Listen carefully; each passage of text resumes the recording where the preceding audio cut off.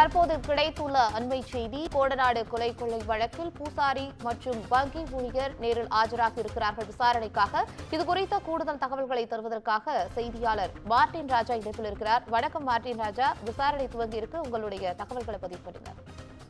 Kodanad estate கொலை கொள்ளை விவகாரம் தொடர்பாக அங்கே கோடநாடு எஸ்டேட்டில் பூசாரியாக பணிபுரிந்து வந்த விக்னேஷ் மற்றும் புதுச்சேரியில் இருந்திருக்கக்கூடிய வங்கி அதிகாரிகள் இருவர் இன்று கோவை சிபிசிஐடி அலுவலகத்தில் விசாரணைக்காக ஆஜராகி இருக்கிறார்கள்.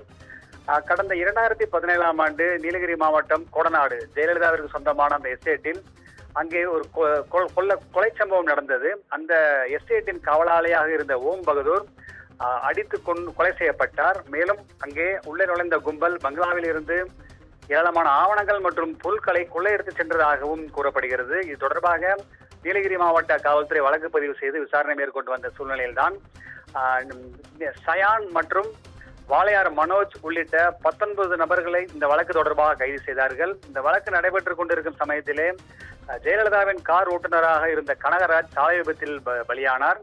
தொடர்ச்சியாக இது போன்ற சம்பவங்கள் நடந்ததை தொடர்ந்து இந்த வழக்கானது சிபிசிஐடி வசம் ஒப்படைக்கப்பட்டது.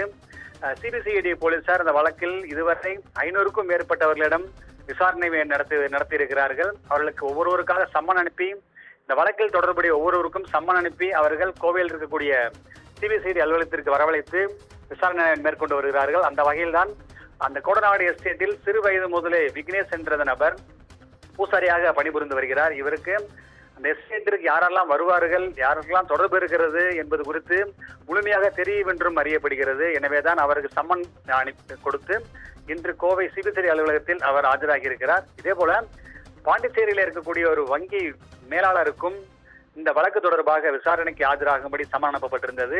அந்த வங்கியின் சார்பில் 2 அதிகாரிகள் ஆவணங்களுடன் இன்று கோவை சிபிசிஐடி அலுவலகத்திற்கு வந்திருக்கிறார்கள். அவர்களிடம் என்ன ஆவணங்கள் கொண்டு வந்திருக்கிறீர்கள், என்ன விதமான கேள்விகளை சிபிசிஐடி கேட்பார்கள் என்ற கேள்விக்கு அவர்கள் எதுவும் பதில் சொல்லாமல் உள்ளே சென்று விட்டார்கள். தொடர்ச்சியாக நடைபெறும் இந்த விசாரணை முடிந்த பின்புதான் இவர்களிடம் என்ன விதமான கேள்விகள் கேட்கப்பட்டது, இந்த கோடநாடு கொலை கொள்ளை சம்பவத்தில் அடுத்த கட்ட நகர்வு என்ன என்பது தெரிய வரும். பவித்ரா, தற்போதைய தகவலுக்கு நன்றி மார்ட்டின் ராஜா.